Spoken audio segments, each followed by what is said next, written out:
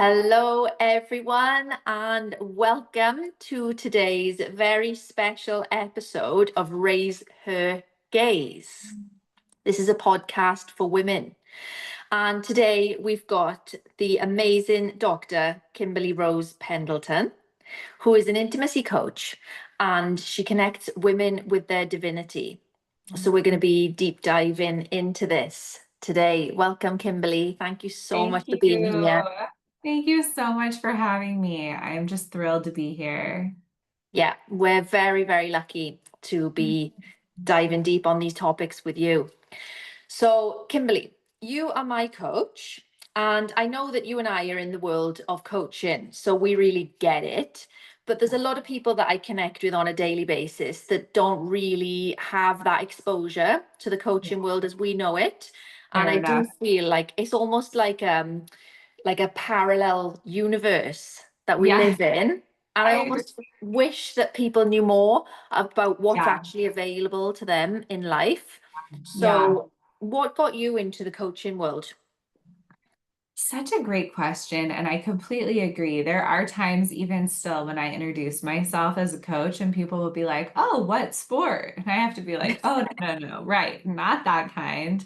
But women's empowerment coaching, life coaching, intimacy coaching, and really, it's that kind of deeper work, almost like therapy, but a little bit less kind of focused on the past and a little bit more focused on what's next? What are we creating? And especially, I feel like our favorite question to ask each other is like, who are we stepping into and like, who are we becoming?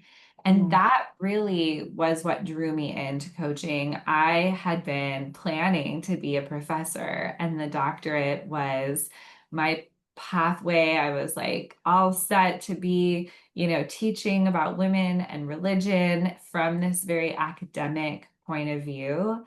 And then with learning about coaching and seeing that you could ask these more intimate questions and you could help people in this more intimate way really become like who we wanted to be, whether that was in their relationships or in their life or in their work.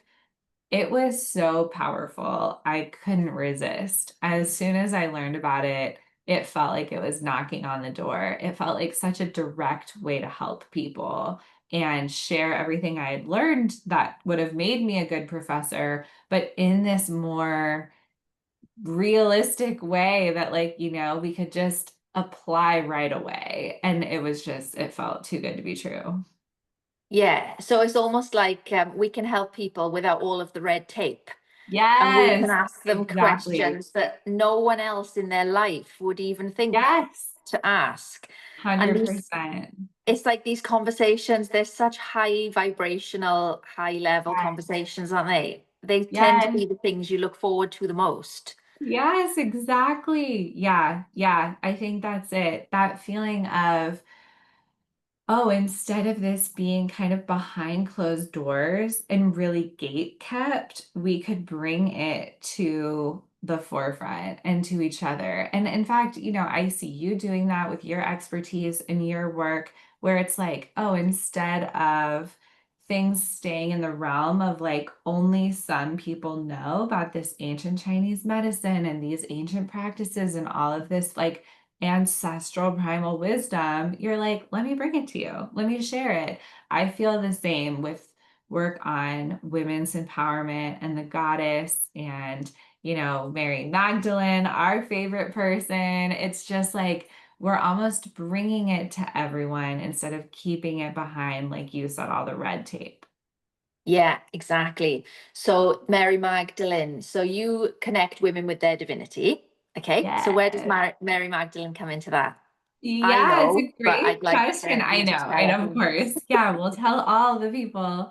But it is really interesting. So my specialty for a long time has been working with women in particular with a history of religious repression, whether that's religious trauma from being in a more conservative, strict church, or kind of just inheriting shame and guilt around pleasure and especially their body from society and culture. So plenty of my clients are like, I don't know, my church was nice, or my parents are not even religious, but it still landed in their system these messages that sex is dirty, that they're dirty, that what they want doesn't matter, just these traumatic conditioning, programming kind of pieces of the puzzle that have made it really hard for women to know like what they want. And it's been so interesting to pull back the curtain on like where do those ideas come from, and like to sort of know. I feel like most people kind of have like some idea of like, okay, like purity culture, Christian roots, maybe like there's something. But when you go back even deeper and even further, you actually see a story of women's empowerment in really early Christianity, and in Mary Magdalene in particular, as a basically like spiritual teacher and spiritual leader. So it's been so healing for a lot of my clients and for me to really draw on her as an archetype and as kind of a spiritual figure, because she actually wasn't just the kind of penitent prostitute that the church often paints her to be. She was actually this embodied spiritual, sensual leader. She was actually a wealthy woman too.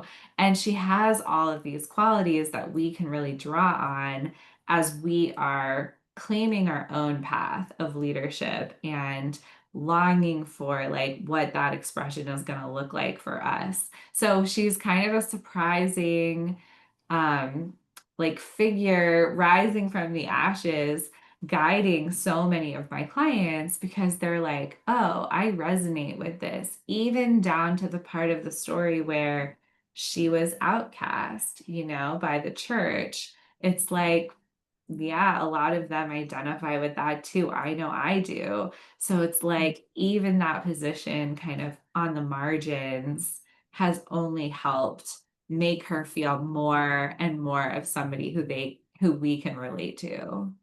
Yeah. Yeah, I know what you're saying. I remember it was quite a few years ago now, but I actually had a cancer scare. Mhm. And my mentor at the time asked me if I had been brought up Catholic. And I was like, no, actually. But, why would you say that? And she was like, because Yeah, perhaps, there was like some suppressed guilt in there because it interesting. was, a cancer of the womb. So, Yeah, it was a scare, it wasn't an actual cancer. But when we were going through the healing process, and that really got me thinking, about these deeper, it's like buried. A lot yeah, of people might think, oh no, I was fine, I had a good childhood, yeah, the yeah, church was fine, but it's subliminal messaging. And yes, then, like we think about the Catholic Church, and we've got the Divine Mother Mary, and yeah, then Mary Magdalene is weaved in. And then what I love about it is like the ritual, the candles, the incense, mm, like everything that goes with it. But like, yeah, where can people find more of this empowering version of Mary yeah. Magdalene? Yeah, I know. It's so true. I mean, they can ask you, they can ask me, but there's something really beautiful about this path. And as people start to really ask about the divine feminine, I find that their whole lives like open up and they start seeing it everywhere. So for me, books were a real gateway. It was really beautiful to start just looking up actually what is the Gospel of Mary Magdalene? Actually, what do we know about her? And I had the benefit of having these questions swirling around me while I was at divinity school at Yale. So, like, I had so many resources, obviously. I could ask professors, I could like go to the library and get the books, but even every kind of like regular person who doesn't have that divinity school kind of like privilege actually does have at our fingertips now like so much information, even just looking it up online, even just seeing kind of like, I have a book list I could recommend that's available on my website. And it's amazing how reassuring and inspiring just reading a little bit about her can be, or about, kind of just women in spirituality, women in the Bible, or women in early Christianity. Like it just can be so healing if you especially were taught that women are not meant to be leaders. Like I have many clients who, especially in the American evangelical church, grew up being told women shouldn't even speak, women Mm. shouldn't lead, women shouldn't teach. It goes so deep in them, even if they've rejected that long ago. And, they've kind of created these lives that are not governed by those rules. It's so healing to see. There's evidence that the very early days of this movement, women were in charge, women were funding it, women were paying for everything, and they were the right hand, spiritual leaders founding the churches. Even I have clients who aren't religious at all and still have found this to be so empowering, because so much of the narrative is that women aren't part of the story. And it couldn't be further from the truth. Yeah, yeah. Um, oh, I had something I was going to say then. Yes, I've got it. So I find that the more I find out about Mary Magdalene, it's almost like it's a mystery that you start pulling Yes, the thread, and it's like yes, the more you actually find out, the yeah, more you realize you don't actually know, isn't it? So yes, it's like you start reading, yeah, but then you find out that there's more magic, and it's like each layer you go deeper, there's just yeah, more and more magic underneath. And I feel like these early women in Christianity, they had some kind of power, because yeah, when people think about men being powerful, it's almost like a force, and it's like yeah, a physical strength that men yeah. have that women don't. And it's like women have got this power within that's even more powerful than that. So true. And I think Absolutely. this is one of the reasons why Mary Magdalene is rising so much in the collective now, because it's time for Yeah. women to reclaim that. I totally agree. Yeah.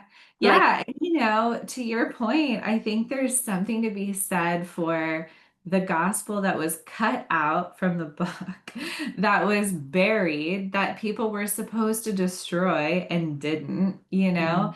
that is rising anyway. And now here we are on your podcast talking about her. I mean, that's crazy. That's insane. But it's like you can't cut out the voice of this like woman leader. Like she's gonna rise anyway. You can bury her gospel, you can cut her from the canon, and like the divine feminine is still going to rise. Yeah, I love that quote. They tried to bury us, but they didn't realize we were seeds. Yes. I mean, really, it feels like in this case, it's literal. It's Yeah. like, oh, little did you know, this is gonna like pop up from the sidelines.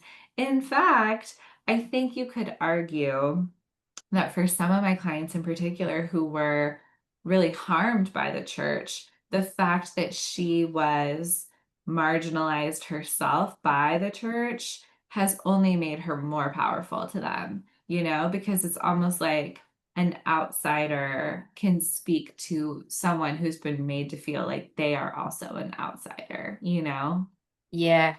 And even outside of the church as well, women with a powerful message of truth. It's that Exactly. frequency of truth that can't be buried. And then even if Yes. like I talk a lot about the menopause and Yeah. empowering women through the menopause through these ancient practices. And I'd love to know what Mary Magdalene might say to women Yeah. going through the menopause. I love that question. No one's ever asked me that before. Okay, well, here's what comes to mind, and I'd be so curious what you think about this. Menopause feels like our initiation into wise woman, like the season of our life where our focus is really meant to be guiding, teaching. I've heard from so many different people that it's actually quite rare that a mammal would have a lifespan where you're no longer, of childbearing age, but you're outliving your Yeah. capacity. the fact that we even have menopause feels like it's this divine signal that like the role of the woman's life of that chapter is really about like stepping into her wisdom. And I think it's why we see so many women in menopause realizing that all of the like masks and contortions and anything that maybe they were putting up with as they were younger fade away because it's just like, this cannot slow me down. Like, I don't have time for this. And Yeah. sometimes that comes out in like a fire, right? So, my sense is that this wise initiation, basically like an initiation into priestess, Yeah. it's really like this is the time when they're becoming the most like Mary Magdalene and when her archetype as the leader is probably the most potent. You know, Mm. the lore around her, and this is like moving away from what historians and theologians think, but more into like the mysticism, but the lore is that she was exiled from the Middle East and sent to the south of France. She was supposedly put on a boat with no sails. And, you know, this is like a medieval legend, has that she was carried just by God to Provence, which I always joke, like, that sounds great. If you're going to be exiled, like, that is a wonderful place to be sent. But that's why, you know, the cave that has her remains is in the south of France, why there are these towns in Provence that are so devoted to her and to the divine feminine. And, you know, it's where a lot of the lore is like connecting the dots with like how Europe even like received Christianity in the first place. But what that means, whether it's like historical truth or it's legend, it almost doesn't matter to me because the thread is this is a woman in her later years. Like the legend is she lived in that cave and preached herself and like was in that community as an old woman in like the twilight of her life, basically like in her menopause wise woman era. So it's like Yeah. we really in our culture glorify like the young, the maiden, kind of like innocent, the version of a woman who we've been told like she's really more about being gazed at rather than like her gaze and her voice. But Mary Magdalene's story is completely different. It's about stepping into her power and leadership when the men are literally gone. And Mm. she is becoming this older, wise woman who literally like comes down from the cave to the medieval town to like lead the people. It's a completely different version of leadership than anything we have. Yeah. Yeah. I love that. Yeah. So I love that you mentioned gaze because my business is called Raise Your Gaze. Yes. So it puts it like I keep hearing different levels to raise your gaze because raise Yeah. your gaze for me has the meaning that it has. But then to think of this, we talk a lot about the archetypes, the maiden, the mother, and the Yeah. wise woman. And I love the way you put that, that it's like the gaze is on the maiden, and that's what the Western world reveres. And then Yeah. in this more priestess level period of our life, it's about us turning our gaze another way and Yeah. raising it up to the higher truth. It's like you said, we haven't got time, we haven't got energy to waste our energy on Yeah. anything that's not truth, that's not Right. authentic, that's not Right. going to be helpful to the collective anymore, Right.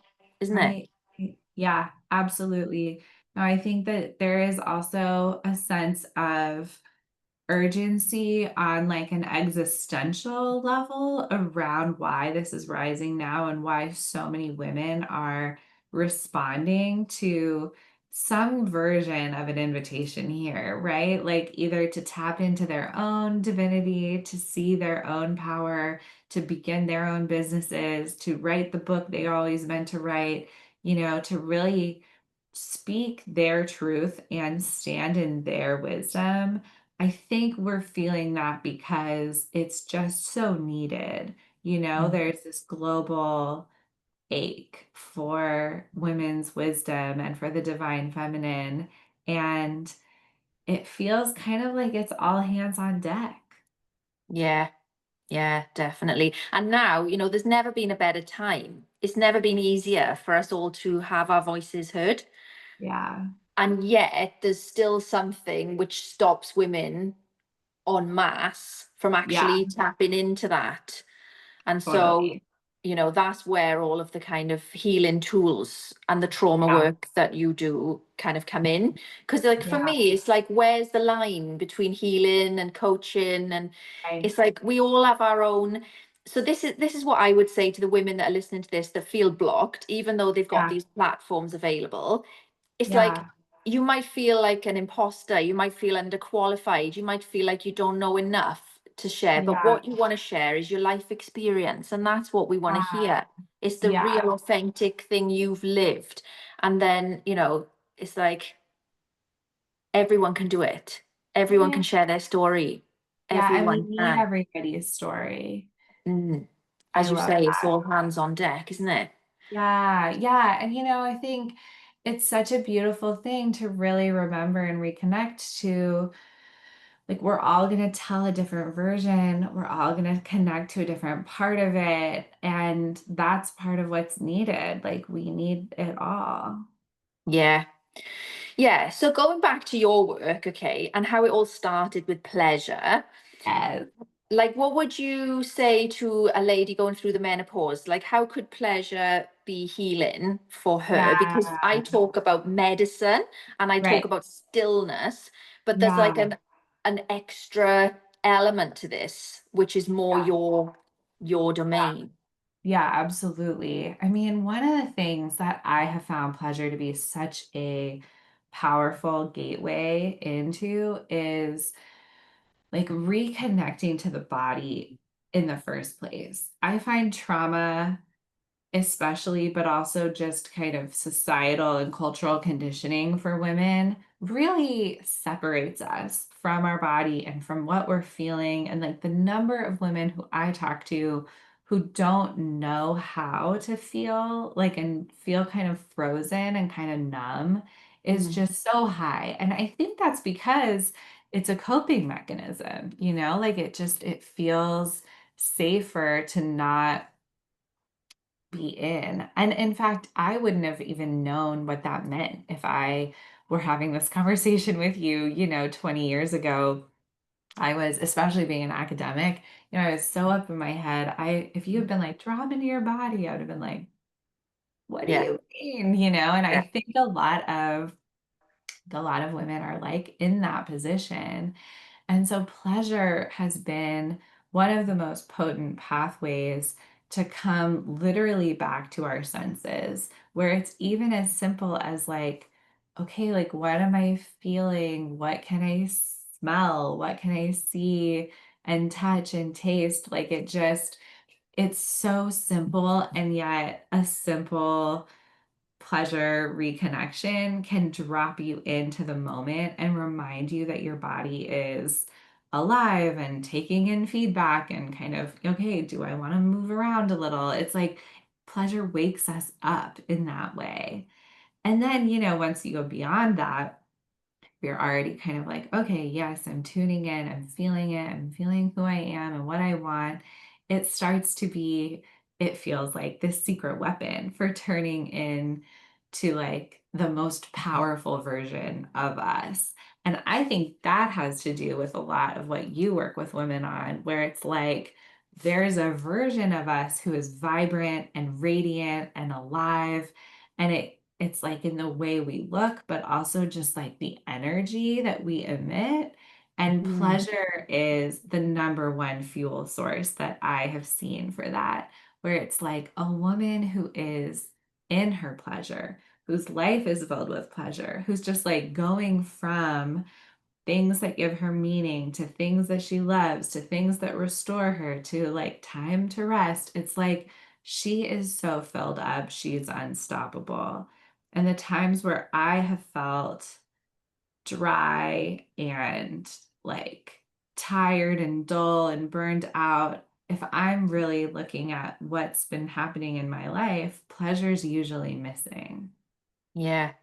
Yeah. And I love the way that you kind of like intentionally set up, like your environment. So it's like Yes. filling your environment with things that are just beautiful. And then you were saying before about like, even if you had to do your tax return, Yeah. you could do it in a beautiful environment and it would just Totally. soften your It's like, nervous what is system. the way to bring beauty into this if I have to do it anyway? Yeah. Yeah.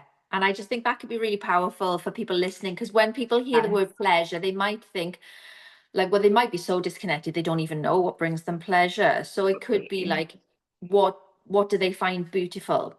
Yes, I think that's such a good point. Even, yeah, permission to connect to any version of this that feels right for you and any word that feels right. If it's more like where I'm at, joy is going to be the thing, or beauty, or delight. A lot of my clients, I feel like, are really interested in living in this frequency of like, what brings me joy? What makes me happy? What brings me into the present moment? But that there is something really powerful about claiming, like your pleasure does matter. And it doesn't just mean sex, but it includes sex and it includes the body and kind of us tapping into what we're feeling. But then it goes beyond that. Like you're saying, like, are you receiving pleasure from where you're sitting and what you're seeing and what you're wearing? And it's just all feedback available for us. Yeah, it's like there's degrees of it, and you can Yes. start small and then Yeah. just build and build, and you don't Yeah. even know how far you can Yeah. take it, isn't Yeah. it? Yeah. It's so amazing. It's so true. And now, you know, I feel like after you do this work for a while and you start to trust your own pleasure and you start to trust your own desires even more, it becomes so much more natural to like live that way and to just think about like, oh, okay, before I say yes to this, how do I feel? Mm. Before I ask for what I want, like, how do I feel? How do I want to feel? So just permission for anybody listening, like it does get easier. You can become fluent in the language of your own desire. Yeah, and just give yourself permission, even if it's something so small. Yeah. Yeah. So, like, when I think about being interviewed on a podcast, Yeah. there's certain things I just wish people would ask me about, okay? And it's like, Mm, okay, I've got so many dimensions. I just wish somebody would ask me about that and we could talk about that.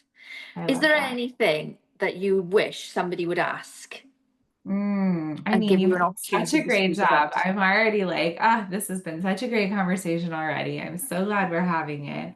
But I think the other thing I would say, we're both moms. A lot of our Oh, yeah. clients are moms. I think that there's a dimension around like, mm, almost like even if it doesn't necessarily feel worth it for us to do this work for ourselves, which like I already don't agree with, of course, that's like conditioning from society, but it can be real. Like people are like, things are good enough. My marriage is good enough. My life is good enough. Like, why would I rock the boat?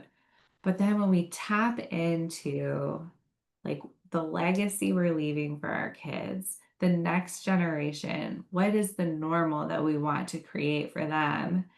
It starts to get more potent because it's like, okay, my baby girl, Rosie, Mm. I don't want her to have to do this work. I don't want her to have to worry that her pleasure doesn't matter or that purity is the only thing about her that matters or that she could ever be dirty or used or, broken. And so then it's like, oh, everything she's only 1 years old and she's already copying everything she sees me do. I brush my teeth, she wants to brush her teeth. I eat an orange, she like wants a bite. And so it's like they're watching us. They're watching Yes. what we do. They're watching how we talk to ourselves. They're watching what we say to each other. They're watching the way we move and the way we talk to and touch our bodies and the way we interact with nature and the world. And it's never felt more obvious to me that this is so much bigger than just us feeling good. And that in and of itself is good enough, but it's like it's bigger than that because we're also paving the way for how the next generation is going to feel about bodies, purity, pleasure, sex, each other, spirituality. Like, how much is she going to trust herself? How much is, your little boy going to understand about his own divinity and women and the Mm. goddess? I mean, it's just, if we Yeah. don't feel like we're worthy of it for us, can we let it be for them? Yeah. Oh, wow. That is so healing for me, even to hear that today. Because Yeah. sometimes I do feel like, am I being selfish? I've got mouths to feed. I'm doing all this for me and my growth. And should I be not doing it now, putting it off until later so that I can focus on him? But actually, he's seeing how I live.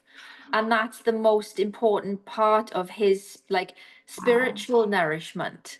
Yes, yes, yes, yes, yes, I yes, love that.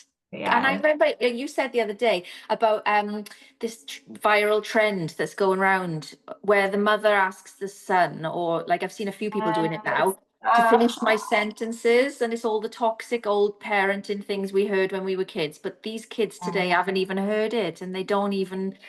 Sweetest thing I've ever seen in my life. Yeah, having them finish the sentence like children should be seen, and then the little boy goes, being happy. It's Oh, like he doesn't even know. No one's ever told him children should be seen and not heard. He has yes, no idea. I mean, it's so, and you can see the mom yeah, breaking she's so down, proud. because it's so incredible. Another one I Yeah. remember is her saying, like, as long as you live under my roof, and the little boy finishes like, you'll always have what you need. I mean, can you Oh my God, I imagine? know, I know. Like, And then it's incredible. like on the screen, they Yeah. put the old toxic one on the Right, screen for you right. to Instead read. And of one as of long them as you was, live under my rule, my roof, you yeah, have to abide by my rules. Yeah. yeah. And one of them was, I brought you into this world and I can take you out. Like, oh my God, how bad is that? And then Right. you say that to a child today, I brought you into this world, and they're like, to love me Oh. is the best. I'm gonna cry too. Yeah, I mean, I'm so glad you brought that up because it is the most obvious pattern break. And we're doing it on a global scale because it's so needed and it's so time. Yeah. And just like we were saying that there's degrees of the pleasure you can allow yourself to receive, there's degrees of this healing as well. So we could Yeah. say, look at that and go, we're doing a good enough job, we're good. Or we could say, Yeah. let's take it up a notch. Let's Yeah. really invest in our own growth and our own pleasure, and Yeah. let that be the standard for our children. Yeah. Yes.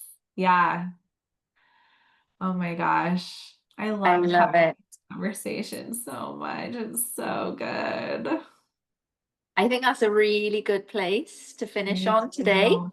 Is there Uh, anything, have you got any offers that you'd like to offer, or where ooh, can people find you? so generous to even ask that. I have a free course called Harlots and Heretics that could be perfect. Yes. And Yeah. where can they find that? Yeah, it's on my website, kimberlyrosependleton.com/harlots. And it's also, I have a link in my bio on Instagram. Lovely. Yeah. Thank you so much. It's been My very high vibe, very pleasure. elevated, Yeah. very needed, and hopefully, more people will get to hear this than we can even imagine. I'm so grateful. Thank you for having me. Thank you for being on this journey with me. Thank you. I'm just gonna